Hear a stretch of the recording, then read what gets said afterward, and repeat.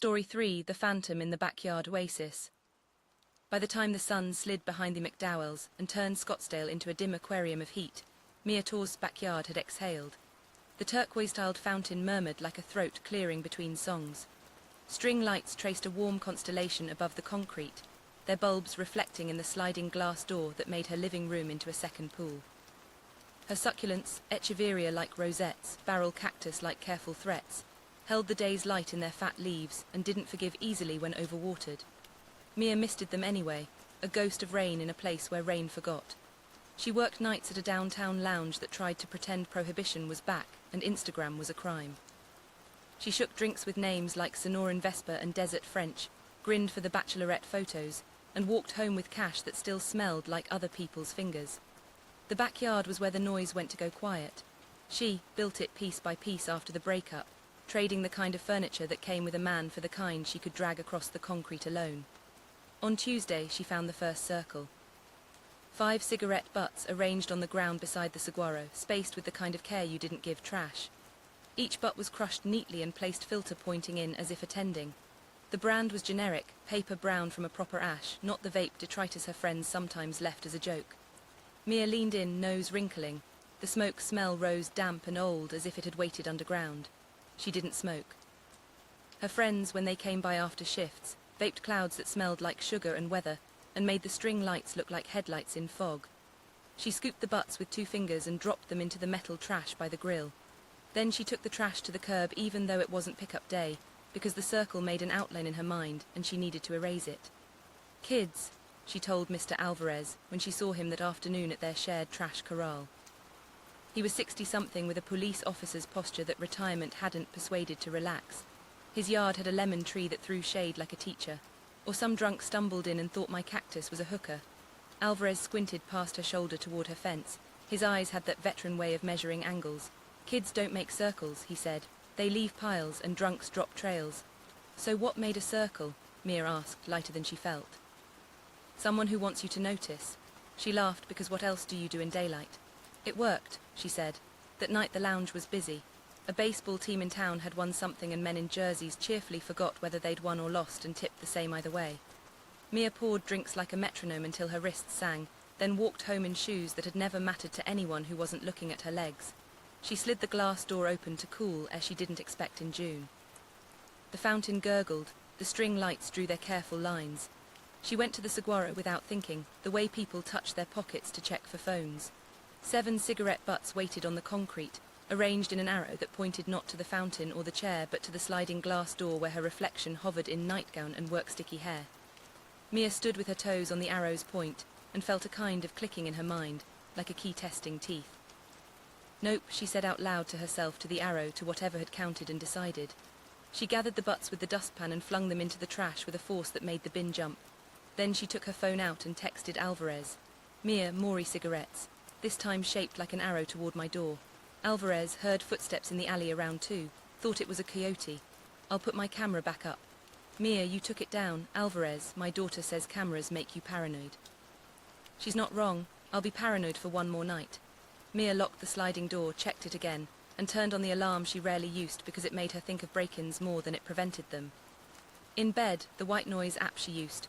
Rainforest, stream, someplace wetter than this. Couldn't keep out the idea of a person shaping filters into geometry to point at her. The dream came on like a slow fade, the fountain's mouth opening wider, water spilling black as the inside of a camera, cigarettes floating like petals around a drain. When she woke, the room smelled faintly of smoke that wasn't there. The next morning, Alvarez knocked at 8 a.m., wearing a polo the color of cloud and holding a plastic blister pack. "Trail cam," he said. "Battery operated. No Wi-Fi to hack. If somebody comes back to smoke like a priest, we'll get him genuflecting." They mounted it on the back wall, angled toward the saguaro and the sliding door, something with a motion sensor that promised to catch deer, coyotes and men who thought they were made of caution. Alvarez showed her the way the LED blinked twice when armed.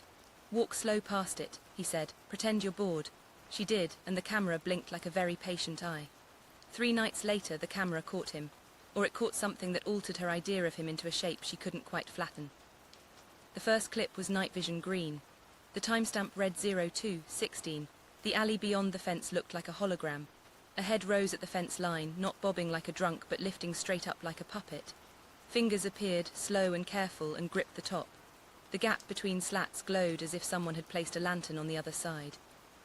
The head held still for a count of 5, 10, and then, this was the part that hurt, the face pressed between slats, cheek flattened, one eye aligning perfectly with the space so that the camera saw eye and eye saw camera.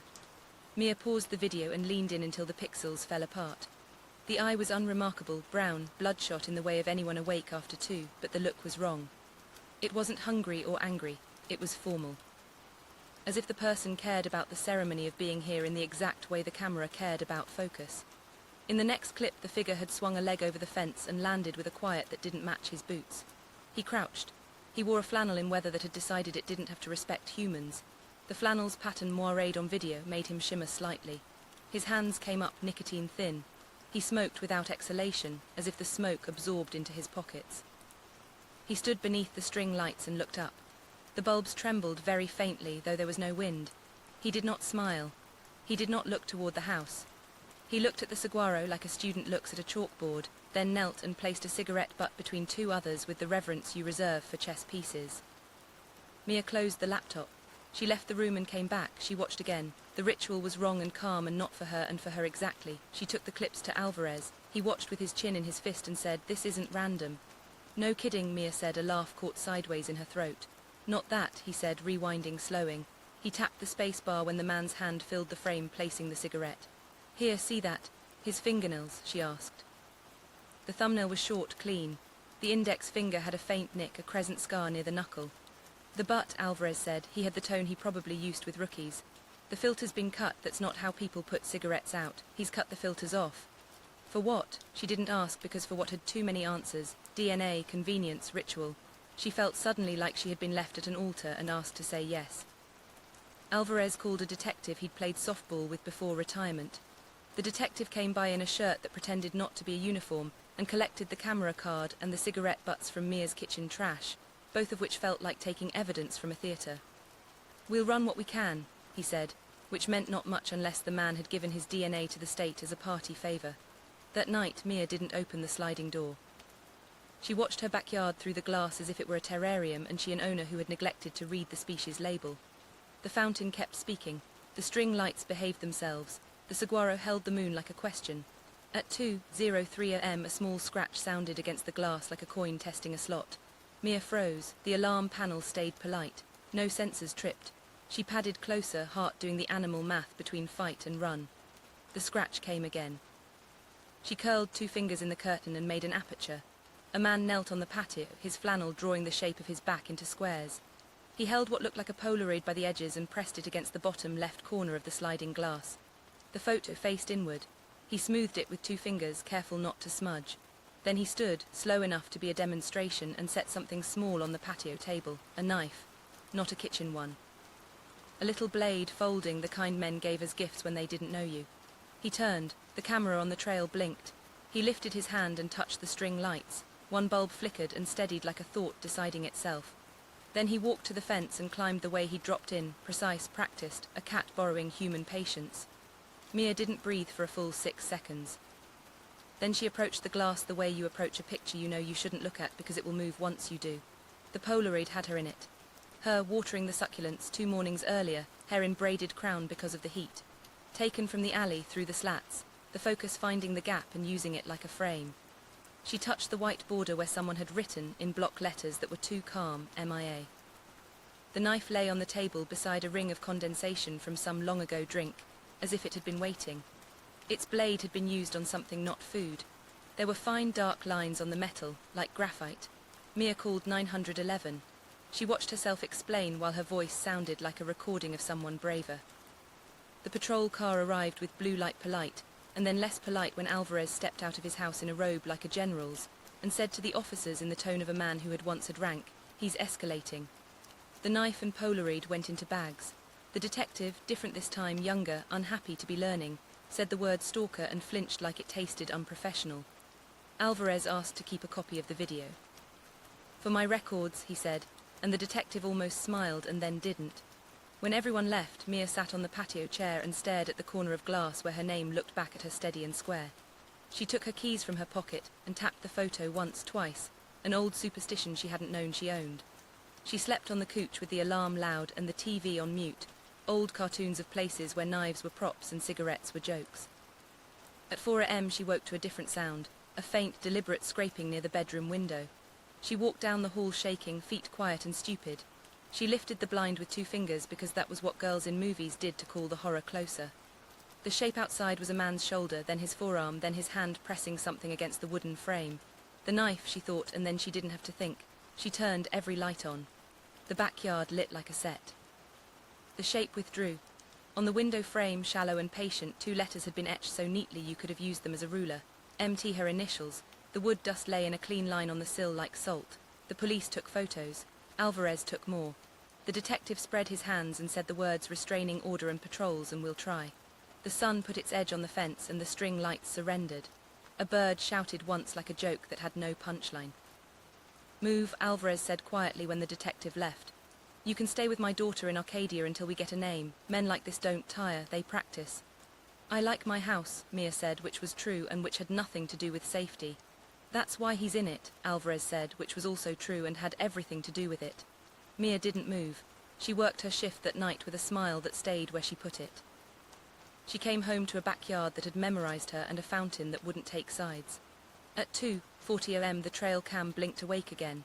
The figure didn't climb the fence this time.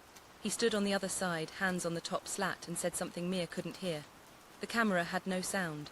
His mouth made shapes that might have been her name or the weather or the names of his cigarettes.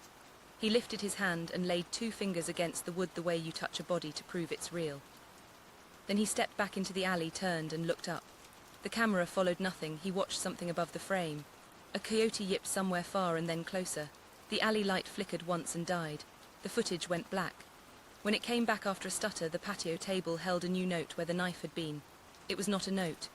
It was a cigarette butt, filter cut clean, placed alone in the center like a clock's hand pointing at midnight. On the white border of the Polaroid, still taped to the glass, a second word had been added beneath her name in neat, patient letters. Soon, the new security system turned Mia's house into an aquarium of light. Motion-sensing flood lamps crowned the fence line.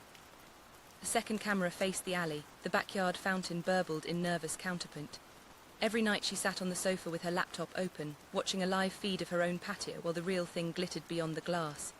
It was the opposite of peace, visibility as armor. Alvarez checked on her twice a day like clockwork.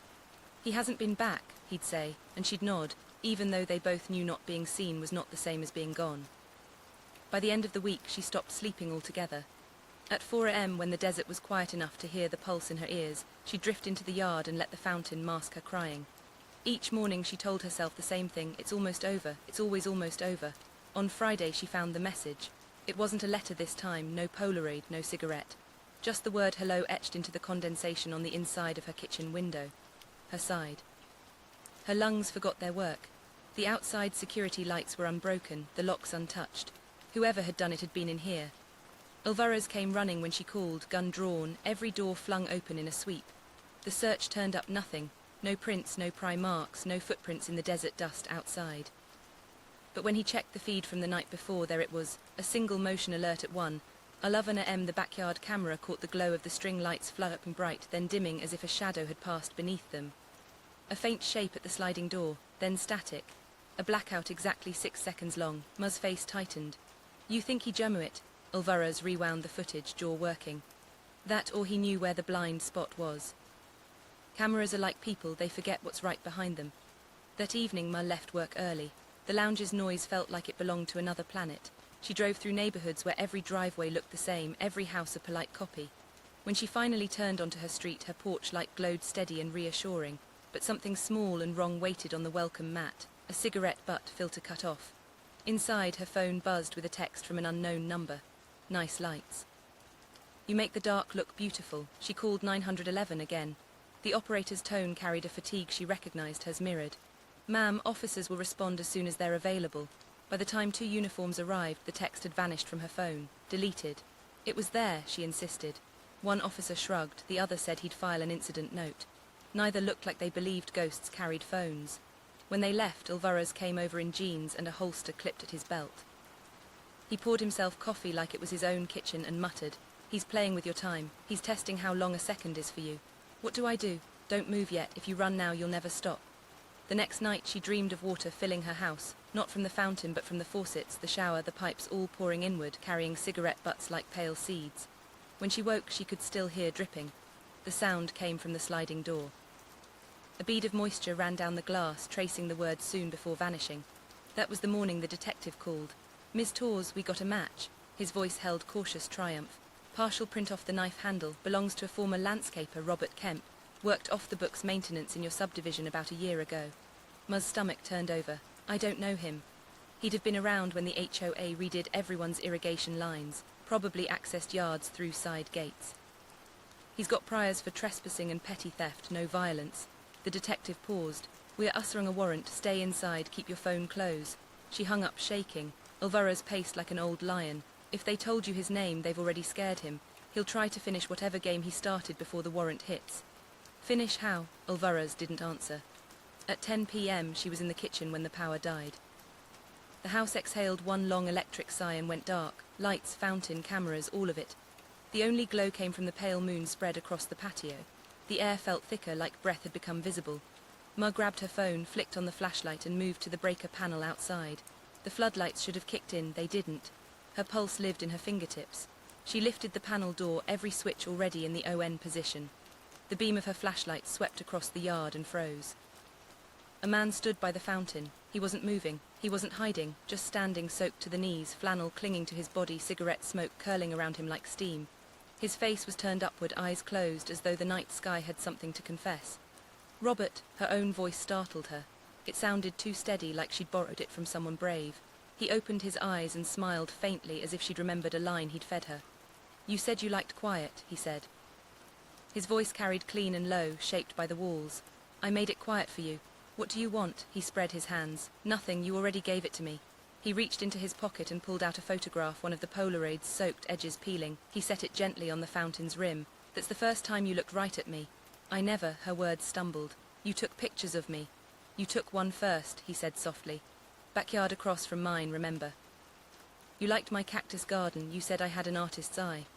Her mind searched and found a faint flicker, a party last spring, the realtor neighbor hosting wine and tapas.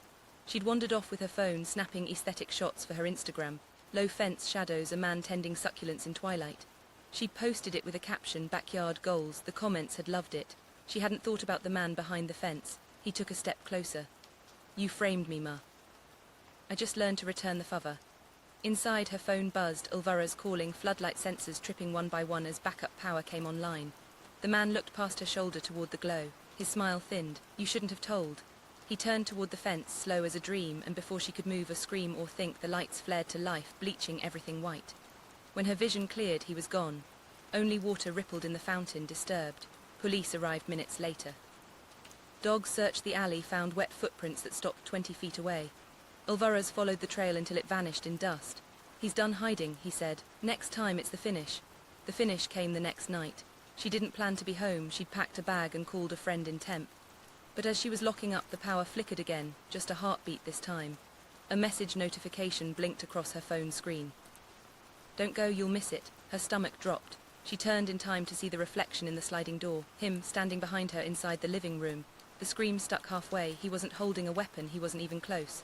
Just there, dripping water on her rug, face half in shadow. "How," she started, but he cut her off.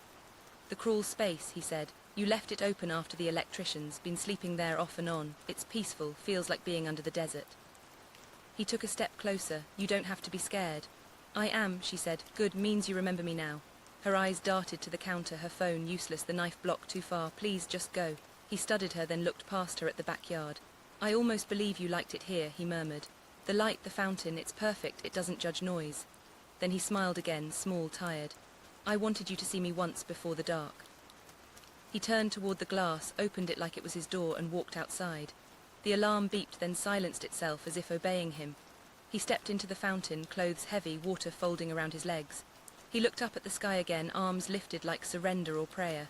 The flash came from somewhere unseen, white, instantaneous. For a second she thought lightning had struck him. When her vision cleared, the fountain was empty. Only the water moved, a whirlpool forming briefly, then settling flat. Alvarez and the police arrived 15 minutes later. The crawl space held a sleeping bag, food wrappers, and dozens of cigarette butts cut clean of filters. DNA confirmed him, Robert Kemp, but he was gone. No trace on traffic cams, no body, no car, just evaporation. They sealed the fountain for evidence. Alvarez asked if she wanted to stay somewhere else. Mia stared at the water. He lived under me, she said. Maybe he still does. Weeks passed. The story made the local news. Phantom trespasser eludes capture. The neighbors replaced their fences. Mia sold the house, signed the papers with a hand that still shook. Her new apartment faced north, no yard, no fountain. She bought new plants, fake ones this time because she didn't want anything else alive that could wilt. The night before she moved in, she unpacked her last box and found a Polaroid slipped between her towels. Her backyard before the floodlights, the fountain glowing. She was in the frame, asleep in a chair. Behind her, barely visible, a man crouched by the saguaro, smoke curling upward. Across the white border in block letters neat as ever. Peaceful now, escrow dragged like heat through glass. By the time Mia signed the last document, summer was already tilting toward that false softness Scottsdale sometimes offered before it bit down again. The buyer, a young couple who loved mid-century bones, smiled too brightly and said the fountain was so zen. She smiled back and didn't say it once held a man like a thought. She had packed the house in ritual, books first, spines talking to each other in boxes, then glass, then the stubborn little items that would mean nothing in any other room. The succulents went to a friend. The fountain light bulbs went into a grocery bag that she forgot on the counter and then refused to go back for. Alvarez insisted on one last walkthrough with her the night before closing.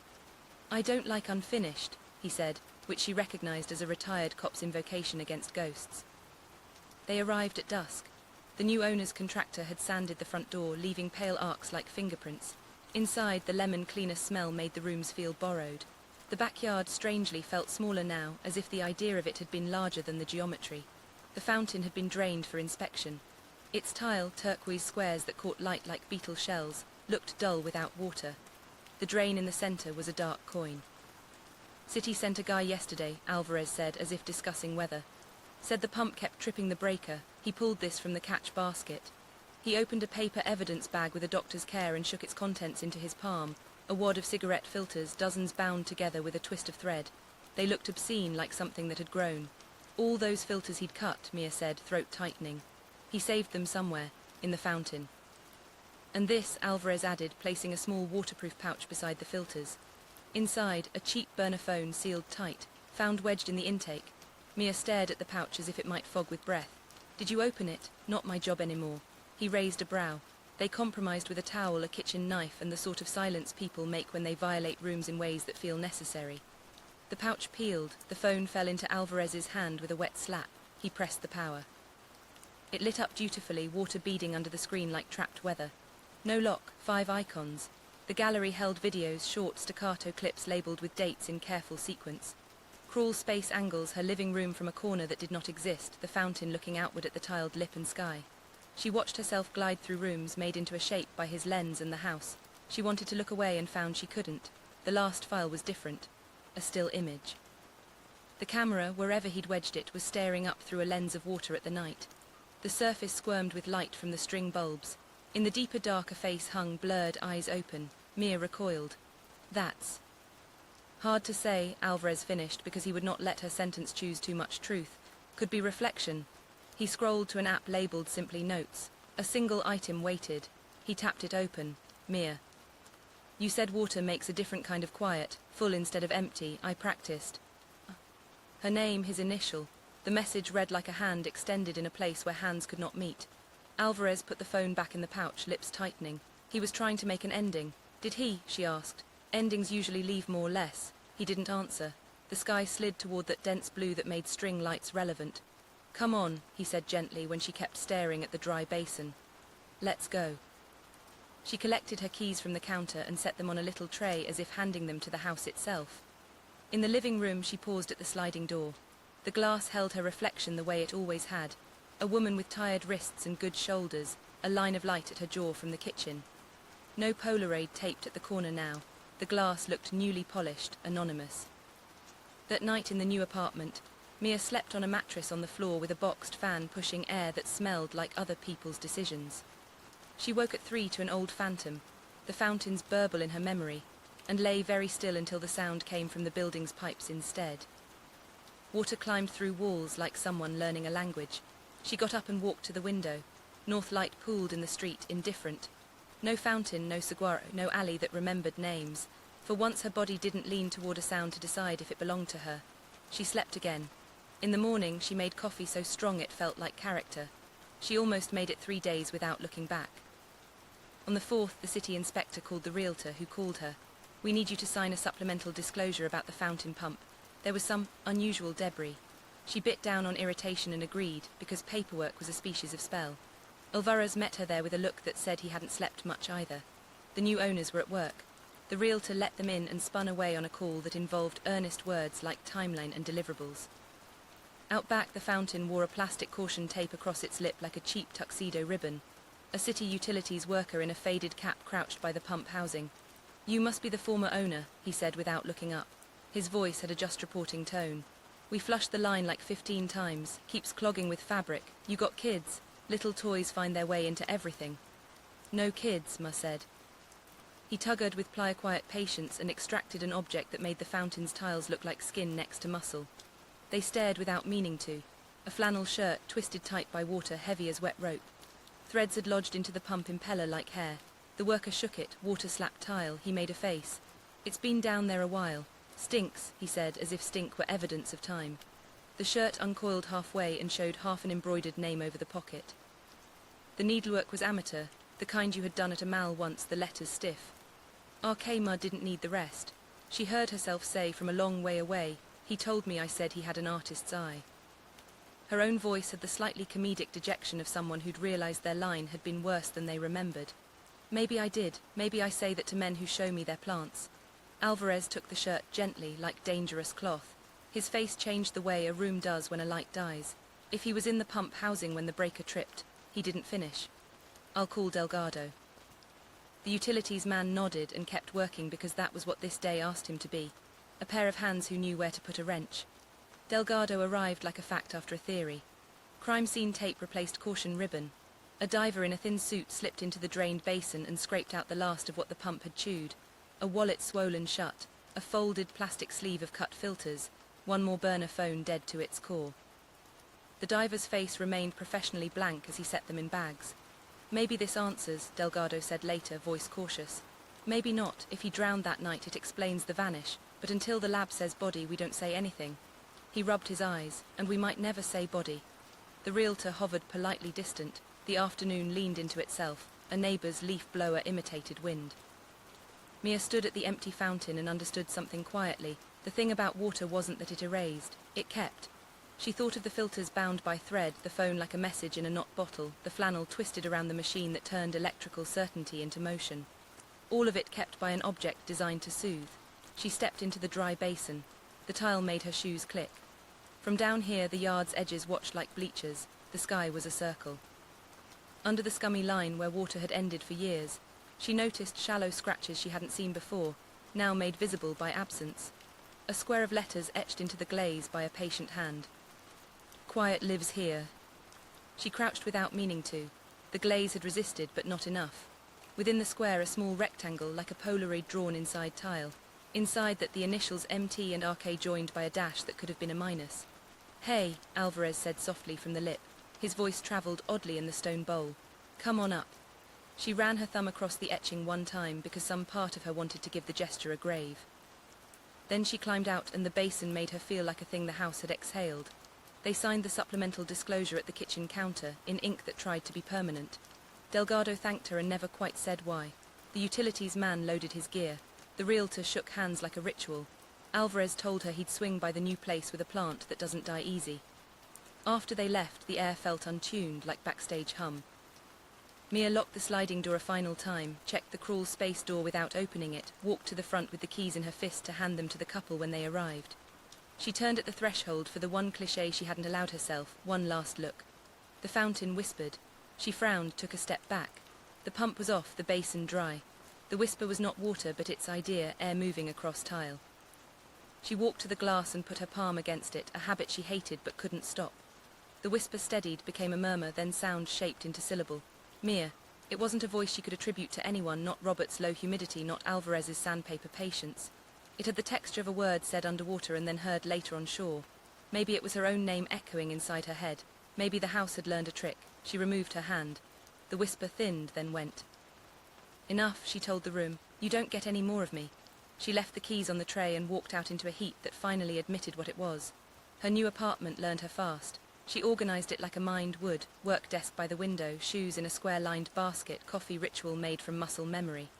The fake plants collected dust with admirable consistency. She allowed neighbors to be neighbors, hellos, not names. She let the city's noise belong to itself. When the first envelope appeared on her doormat, unmarked, no stamp, her hand paused above it and then took it anyway. She sat at the tiny dining table and opened it like a surgeon, cutting along a fold that suggested not intention but habit. Inside, one Polaroid, not her old yard, not anyone's. Water from below, the surface a glass ceiling. A hand breaking it, not out but in. Attached to the border with a piece of grey tape, a cigarette filter cut clean, tide marked to ivory. Across the margin, in block letters that had learned to speak softly. Pieces louder. She stared until the image lost edges. The Polaroid smelled faintly of damp and the particular plastic that comes from old cameras and permanent markers. She slid it back into the envelope because she had decided not to be a person who displayed her fear. That night at 2:40 a.m. the apartment's pipes came alive again, sighing. She rose because her body remembered a ritual and insisted on finishing it. At the window she watched downtown do its anonymous glow. In one square across the way, someone practiced piano badly. In another, someone cried on the phone with dignity. No fountains spoke, no flannel shone. She touched the glass with 2 fingers, then took them away. Quiet lives here, she said, and felt the sentence go out and come back to sit beside her like a dog. A week later, Alvarez brought the plant, a snake plant in a pot someone had tried to make whimsical. It's almost unkillable, he said, setting it by the window. It will remind you to drink water. Did Delgado ever? Nobody yet, he said, and the gentle finality in his voice told her the rest. But the lab says the fibers in the pump match that shirt. The filters had his saliva dried down to the paper. If there's an afterlife, it's because the world can't figure out how to end things properly. They drank coffee. The plant sat in its corner and made oxygen like a sermon. As he left, Alvarez turned back. You know the worst and best thing about rituals? He asked. What? They work even when we don't believe in them. After he went, Mia took the flannel evidence of her own life, the spare key, the new lease, the urge to check her locks twice, and packed them into actions instead of bags.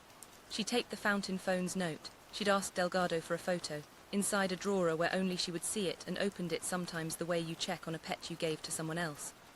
When the second envelope came, she didn't open it right away. It waited on the refrigerator with a magnet shaped like an orange. On the third day she tore it clean. Inside, a single square of tile, turquoise, hairline cracked, edges smoothed by water. Someone had scratched a rectangle into the glaze, inside it in 2 initials. The truth that had not asked for permission. MT. No dash, no other letters, just a frame and her own. She set the tile on the sill, let it catch the city light, and allowed herself the smallest, strangest feeling, not safety, not closure, but a sense that somewhere some ritual had been completed. Perhaps not his, perhaps not hers, perhaps the fountain's. She boiled water for tea, the kettle sang. In the pipe behind the wall something answered, a knock, a shifting, the building speaking to itself in the language of pressure and flow. Mia held the mug and stood at the window and watched morning take the street. She didn't check the crawl space because there wasn't one. She didn't listen for a fountain because the city had 100 and none belonged to her. When she finally heard a faint scratch at the door, she went and opened it without a flinch, because the scratches of this building were made by mail and neighbors and time. The hall stood empty, smelling like dust and someone else's cooking. On the floor, nothing. She shut the door and felt the quiet move in like water filling a glass, not violent, not aggressive, just present. It held her name in it, and it did not hurt to hear it. Outside, somewhere in a yard that was no longer hers, a fountain pumped water through a line that had been cleared by men in faded caps. Above it, a string of lights trembled in a heat that did not need wind to move. A coyote trotted the alley like a sentence written without punctuation. And if anyone stood at a fence and looked through the slats looked back and showed them the idea of a frame. Mia drank her tea. It was strong and unsweet, the way she had taught herself to like it. She let the day find its shape around her. And when the pipes sighed again, she smiled without permission because she knew this time it wasn't a message. It was just water doing the one job it could be trusted to do. Move. Story 4, The Pool Stalker. The city slept in layers. Street lamps hummed under oaks, sprinklers whispered on manicured lawns, and the dark above Myers Park carried a faint hum from I-77 like a pulse. Noah Reynolds turned into his driveway at 2:14 a.m., headlights slicing over boxwoods and the shining curve of the backyard pool beyond the fence. He loved that pool, Its geometry, its promise of stillness after 12 hours of fluorescent noise, and the human wreckage of an ER. Inside, the house felt staged, the kind you buy after a divorce to prove you're fine. Photos on the mantel showed mountains, not people. The pool shimmered through the glass doors, chlorinated moonlight quivering across the ceiling. He poured bourbon, kicked off shoes, and opened the sliding door to night air that smelled faintly of magnolia and chlorine. He sat, the drink cooling in his hand. The pool surface was perfect, mirror flat, until it was. A ripple began in the deep end. Not wind, not insects. A widening ring, deliberate. Noah frowned and leaned forward. The security lights clicked brighter and the water revealed something beneath, a darker shape rising slowly until a head broke the surface. A man stood chest-deep in the pool, fully clothed. Flannel shirt, jeans heavy with water, face pale in the halogen wash. He looked straight at Noah through the glass. Noah froze. The ER had trained him to separate shock from movement. Step 1, observe. Step 2, act. But his body forgot the sequence. The man's expression was neutral, almost serene, as if being in another man's pool at 2 a.m. was prayer, not trespass. Noah grabbed his phone and dialed 911. "There's someone in my pool," he said. "Alive, standing there. Sir, is he threatening you?" "He's in my pool," Noah repeated. "Fully clothed, he's just watching. Stay inside, officers en route." When Noah looked again, the man was gone. No splash, no climb, just empty ripples dying toward the skimmer. He switched on every exterior light. The gate latch was locked, the deck wet with a trail of prints leading from the pool to the gate and stopping there. No mud beyond it. Police arrived fast, 2 cruisers haloing the street in blue. Flashlights scoured hedges, fences, the neighbor's side yard. No one found. An officer wrote possible trespasser, subject vanished. Noah caught the doubt under the professionalism, the unspoken maybe you saw a reflection, doc. When they left, the silence returned thicker. He slept poorly, dreamt of hands treading water soundlessly. Morning smelled of bleach and heat. Noah skimmed leaves from the pool, each stroke revealing clarity he didn't want. A single object rested on the bottom, a key ring with a single key attached. He fished it out with the net. Old brass, no tag, not his. He checked the gates again, checked locks. Everything unbroken. Only the sense that his backyard had learned his name. At work that evening, triaging a teenager who'd carved a skateboard tattoo into his knee, Noah caught his reflection in the stainless drawer and thought of the man's eyes. Flat, reflective, like water turned vertical. He almost told a colleague, but the ER fed on stories and he refused to give it another meal. He drove home under a drizzle that smelled electric. The pool waited, calm as a sheet of glass. He tossed the brass key into the junk drawer and told himself it meant nothing. 3 nights later at 2:37 a.m. a splash jolted him awake. He ran barefoot to the patio. Water churned in the deep end, white foam under the motion light. He shouted, "Hey, get out," but his voice sounded small against the slap of water. The thrashing stopped. For a second the pool went still enough to be floor, then a shape drifted upward, a flannel-clad shoulder, then an arm reaching, open-handed, as if asking to be pulled. Noah stepped closer, halfway between instinct and dread.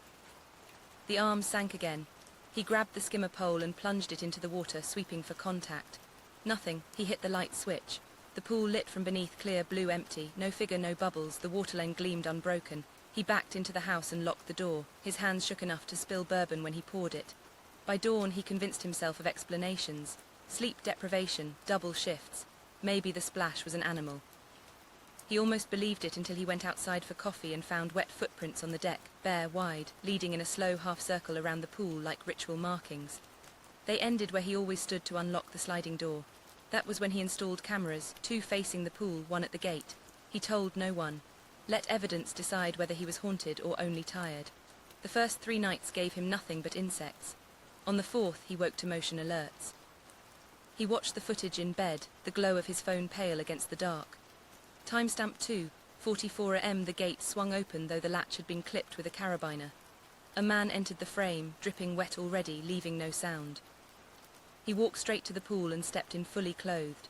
Water rose to his chest. He faced the house, head tilting slightly like listening.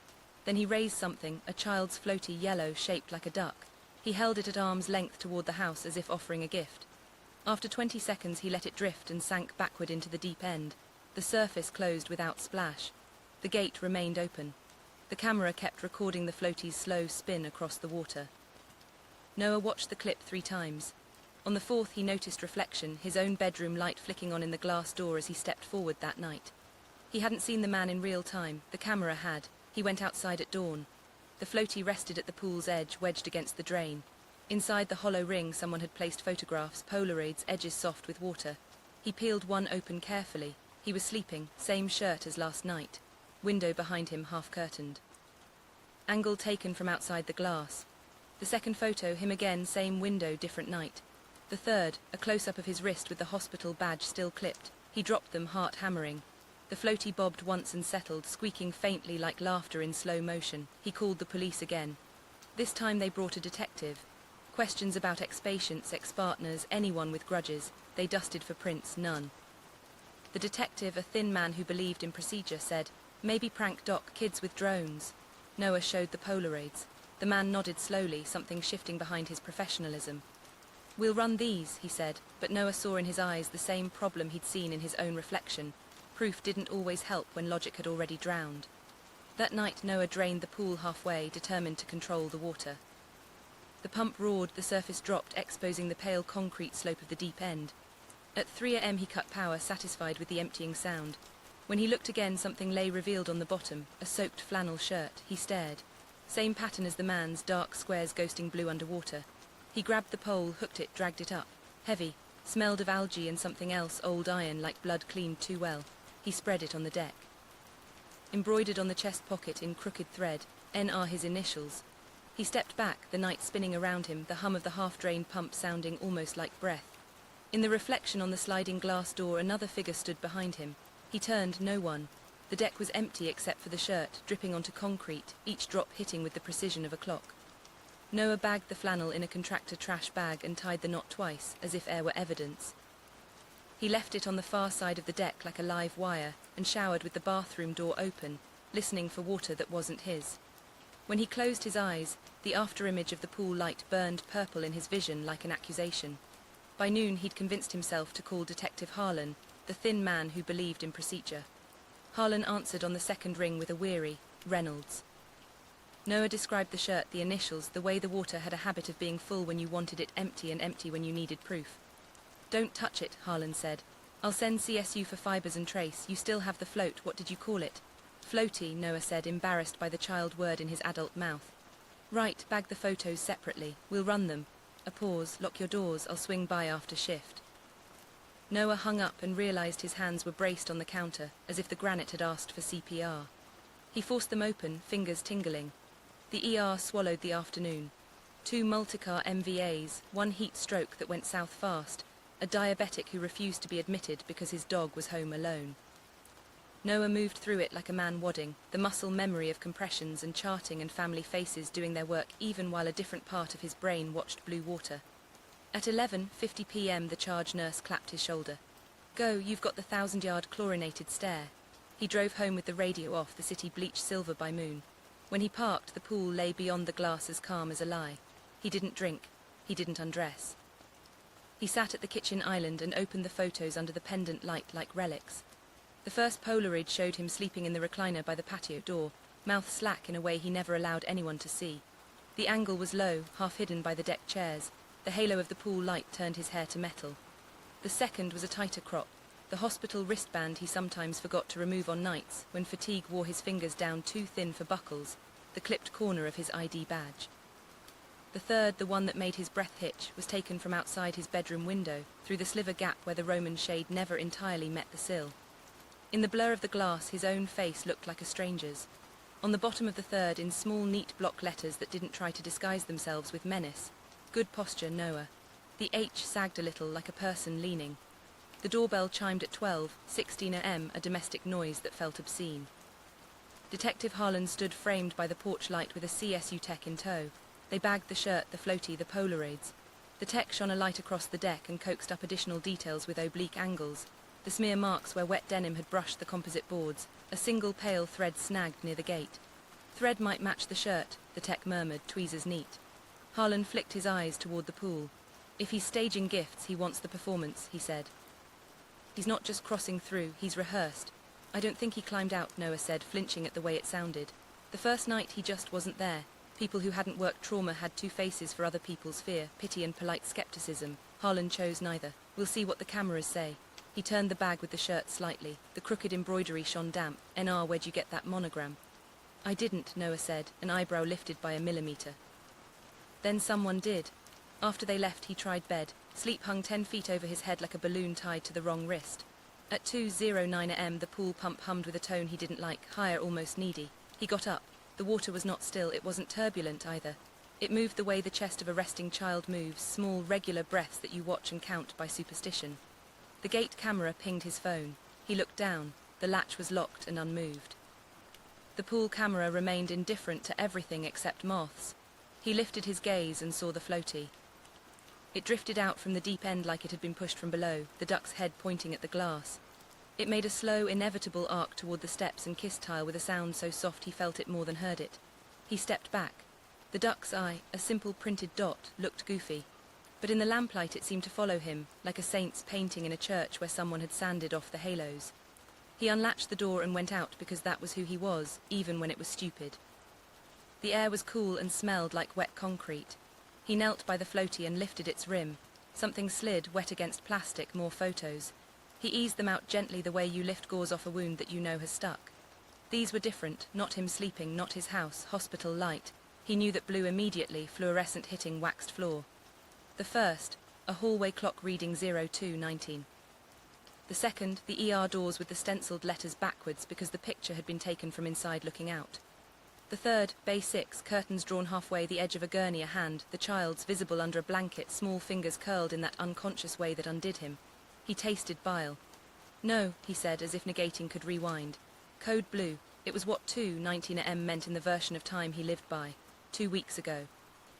Drowning, small backyard pool, father screaming in a voice clawed down to root. He remembered the father's flannel wet to his waist, his teeth knocking, the duck floaty paddling in circles on the security monitor until a nurse switched the feed.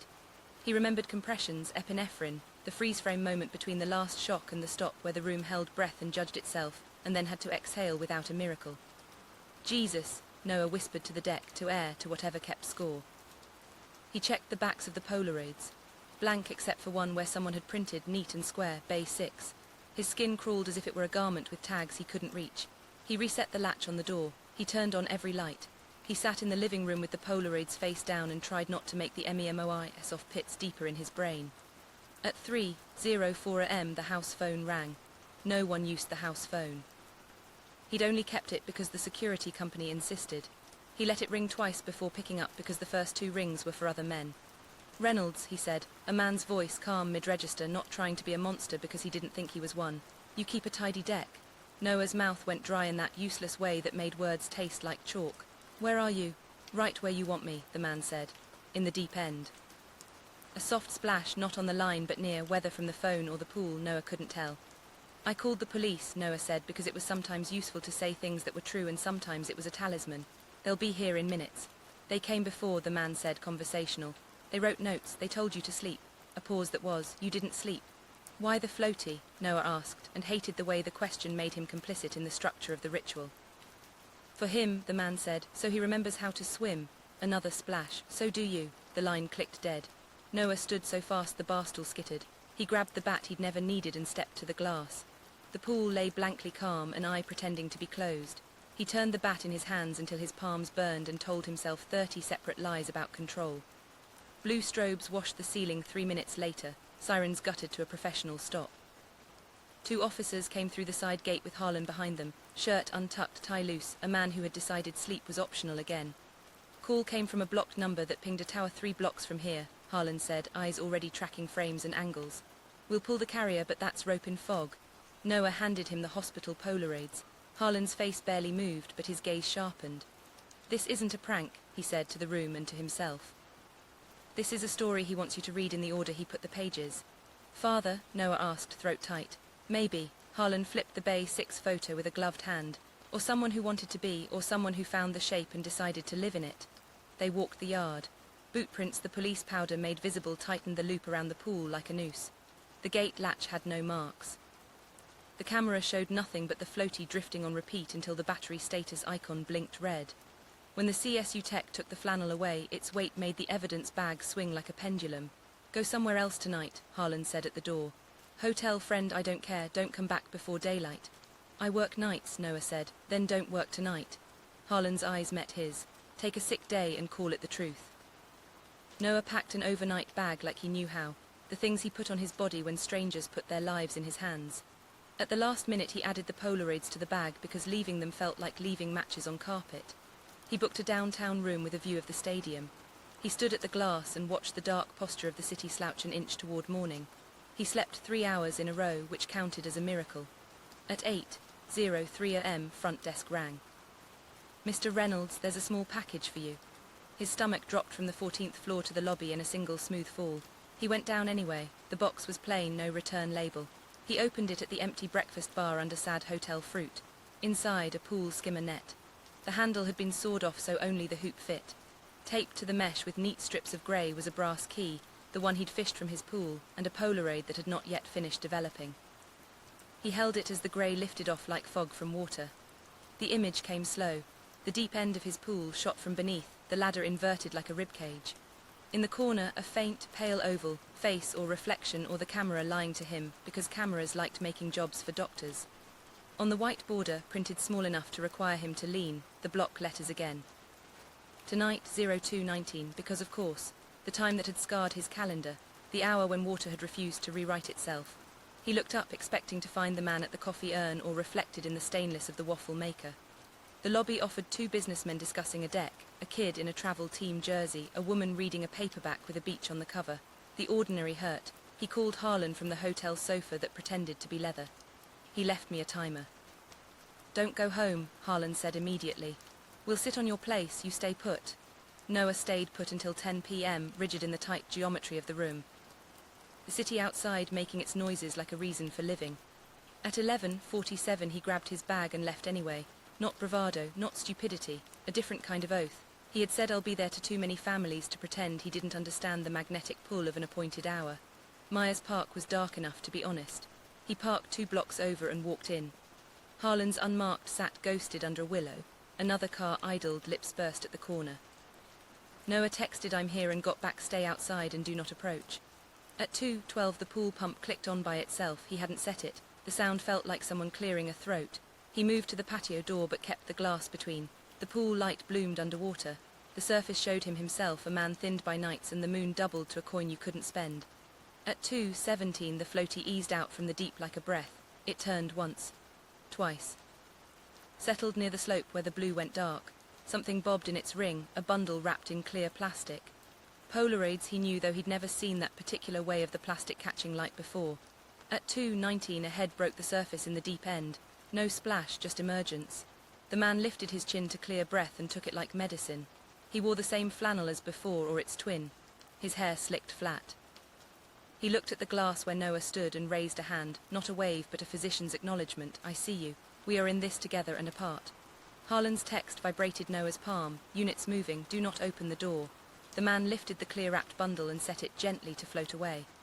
Then he took the brass key between his fingers, Noah's key, not Noah's, and held it up to the light. He opened his other fist. The pool skimmer net bobbed up beside him, handleless, ridiculous, like a crown made wrong. He spoke. Noah couldn't hear words through glass and distance, but he watched the shape of them. 4 syllables, maybe 5. The mouth of a man reciting something he'd repeated until it no longer meant anything except the act of saying it. Then he sank. Not a dive, not a panicked slip. A deliberate slow descent, as if demonstrating the principle of specific gravity to a board class. The surface sealed itself and the floaty made a lonely orbit, duck smile obscene. Blue and red washed the trees. Footfalls thudded the deck. Harlan's face appeared in reflection beside Noah's, pale and overlay. Officers swarmed the gate, then the far fence. A flashlight beam probed the deep end. Ripples erased themselves with professional speed. Noah unlocked the door against orders because order had failed in the last chapter of too many stories. "Back!" Harlan snapped, hand slamming the glass wide, but Noah had already stepped onto the deck. The air tasted like pool. The hour turned a corner and became the minute after. The floaty drifted to him. He lifted the bundle out. Inside the clear wrap, Polaroids again, but different. Faces in the ER, not patients. Staff. Noah in profile, Harlan on a day he'd shaved, a tech laughing at something off frame. A world court doing its work. On the bottom of the stack, one more. The backyard years earlier before Noah bought the house, the same pool under different furniture. A toddler in a sun hat on the steps, chubby legs, a yellow duck ring haloing her like a saint's mistake. A woman's hand reached in from the left edge, steadying the child. The child's mouth was open in a wordless yes to whatever the day had asked. On the border, block letters again, smaller. Home, sirens tightened, someone shouted. A neighbor's porch light snapped on as if waking up startled. Harlan's hand steadied Noah's elbow not like a cop but like a colleague catching another's posture, moving him gently back toward the boundary where roles could still save them. "Inside," Harlan said. "Now." Noah obeyed because this was the part of the ritual he understood. Close the room, make a field, try to get the pulse back where it belonged. Behind the glass, his reflection reassembled. The pool's surface smoothed itself so perfectly it looked fake. The clock on the microwave clicked to 2:23. In the deep end, a single bubble rose and broke, not a message, just physics. Noah held the floaty's cool plastic against his chest and felt its squeak echo the tiny divergent laughs he'd learned to hear in grief rooms, the ones people made when the body had remembered how to act but the heart refused. He did not realize he was crying until a drop hit the duck's painted eye and made it shine like it understood. Detective Harlan left 2 uniforms in unmarked sedans at opposite corners of the block. He walked the deck once more, hands in pockets, like a man committing the angles of a room to memory before surgery. "He wants you outside at 2:19, Harlan said. "So you won't be?" Noah nodded, then didn't. "If I'm not here, he finishes it without me. He's not drowning, he's reenacting, and I'm part of the cast." Harlan's mouth tightened. "You're not a prop." "Neither was the kid in Bay 6, Noah said, too sharply, then softened. "I keep thinking when the father carried him in, he kept saying, 'I had eyes on her, I had eyes on her,' as if watching were the same as saving." "You're not his father," Harlan said, "and this man might not be either." The plan became a compromise with superstition. Lights on, door locked, Noah inside but at the glass, officers in the yard line of sight, no one breaking the ritual's shape except to seize an opening. The floaty dried, bagged, sat on the island like a ridiculous crown. Harlan put a hand on Noah's shoulder the way ER staff do, a touch that says we're each other's real, and left to brief the perimeter. Time thickened in the way of nights that have already chosen their story. The house's breath slowed. The pool lay flat, a pane of dark blue glass with its own idea of the sky. At 2:09 the pump clicked. At 2:16 the deck camera captured nothing but moths. At 2:19 the water lifted itself and made a person. He came up slow as if being poured, the flannel clung. The duck floaty bobbed up beside him like punctuation. He raised his hand, and even through glass and floodlight glare, Noah could see the shape of the letters his mouth made. "I see you." Noah didn't open the door. He lifted his phone, texted now to Harlan. Shadows moved in the hedges, a flashlight beam slipped like a knife across water. The man's gaze shifted toward the movement, considered it without surprise, and returned to Noah. He drifted backward until the waterline touched his throat, then let his palms float up empty. Something pale rose beside him, a clear plastic pouch, the kind sold in beach towns for keeping phones dry. Inside, a hospital wristband. Noah knew its cheap curve immediately. The printed name distorted by water, A then blur, beneath it a date 2 weeks ago. The man held it out as an offering, the plastic skinned the surface, refusing to sink or quite float. Then, without drama, the man opened his mouth and submerged. "Move," Harlan shouted. Officers burst through the side gate, boots slamming. Their light spears stabbed the deep end. Water boiled and then smoothed. Noah's door thunked under his hand. He didn't remember unlocking it. He was already outside. "Back," Harlan barked, but Noah was at the coping, eyes full of blue. "Ladder," an officer said, too loud for the hour. "Nothing. Bottom's clear," the other called, though his beam made dust of the water. Noah kicked shoes off he hadn't known he'd put on. "I'm going in." Harlan's hand locked on his forearm. "No." "I pull bodies for a living," Noah said, voice low, steady, private. "And sometimes I get them back." He stripped his shirt and the night took his heat. The water's reflected light walked his ribs. "Cover me." He slid in feet first, the way you enter a patient's story when you know it will try to take you down. Cold closed over his chest. He gripped the rail, counted a breath, a second, a memory that tried to own him, and then let go. The deep end accepted him whole. Sound turned into pressure. The pool light made a false sun, and the ladder above became ribs in a whale. He opened his eyes and saw the illusions he already knew, distance pretending to be near, near masquerading as depth. He pushed to the bottom in 3 strokes and reached the drain clean, humming faintly, an engine eating water and meaning. No man, no flannel. A scrap of clear plastic tickled his knuckles and skittered away in the current. He chased it, pinched it between fingers, and saw a wristband fragment, letters washed to ghosts, date still shouting. He folded it into his fist and pushed up. Air broke around him like glass. He hooked the coping, chest heaving, eyes burning. "Nothing?" Harlan asked, already knowing. "Nothing," Noah said. He set the wristband piece on the deck and hated how little it weighed. They searched until the hour exhausted itself. Officers swept the yard, found bootprints crossing and recrossing the same path like a man rehearsing steps. CSU dusted the gate latch and lifted a partial print that would end up saying male, adult, 1,000 men. Harlan phoned for a dive team who laughed because the pool was 12 feet at most and half of Charlotte's hydrants had better stories. At 3:11, Noah stood showered and shivering in a sweatshirt he didn't remember owning. Harlan sat at the island with the Polaroids in a neat stack like prayer cards. Said the father in Bay 6 wore flannel, Harlan said gently, not accusing, not rescuing. He did, Noah said, but half the South wears flannel to the pool. Name on the wristband, Abigail, Noah said, surprising himself with the way his mouth protected the rest. 3 syllables, not 4, he rubbed his face. I held a man's shoulders while a social worker told him 12 sentences. I don't remember his name, I try not to. Harlan nodded. Our unit, running through families. If this is the father, he's not hiding, he's performing. People who perform want a last act. What if he's not the father? Noah asked. What if he only wanted to be the one who gets to say, I had eyes on her? Then we don't know his lines, Harlan said, so we don't let him write yours. He insisted Noah leave again, and this time Noah obeyed. Dawn was a grayscale rehearsal of day. Drove an aimless loop that made shapes out of neighborhoods and ended at a diner with eggs that forgave no one. He slept in the car like residents sleep, 22 minutes without dream, and woke to the sound of his own name said by a radio. Harlan. Don't come back yet, Harlan said. We're canvassing further. If he's local, someone's seen him wet at 3 a.m. Call me if, Noah started. I will, Harlan said, and hung up before obligation could grow teeth. Noah lasted until noon. He bought a weighted pool cover because the salesman promised nothing gets in that you don't invite, and because believing a sentence was sometimes more useful than testing it. He scheduled same-day installation. He stood in the aisle with buckets of chlorine and almost cried at the smell because it meant control. Back home, he dumped chemicals like a witch, then felt foolish and dumped more. At 5:40 p.m., a man in a company polo stretched the cover over the pool like a new skin. Water can't talk to you with this on, he said friendly, and Noah didn't argue. On the back step after the installer left, a small package waited, plain brown Noah dress.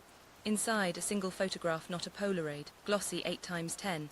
His pool yesterday from above, as if someone had climbed a tree that did not exist. In the deep end, the faint, inverted oval of a face looking up. In the corner, printed in neat block letters, you can cover water not looking. Noah sat down hard on the step. A neighbor's wind chime began an unearned song. He laughed once, a bark expelled by something he didn't control. He texted Harlan the photo. Harlan's reply came fast. We're here in 5, do not touch anything. Noah looked up from the phone and saw something he couldn't unknow. On the inside of the sliding door, at the exact height of a child's hand, 5 damp prints bloomed and faded as if made by evaporating breath. He reached toward them and stopped. The prints vanished into the gloss, leaving only his reflection, older than yesterday. Enough, he told the house, the pool, the part of himself that had made a career of being on time for other people's worst minutes. You do not get to decide what I remember. Night returned like a low tide, exposing too much.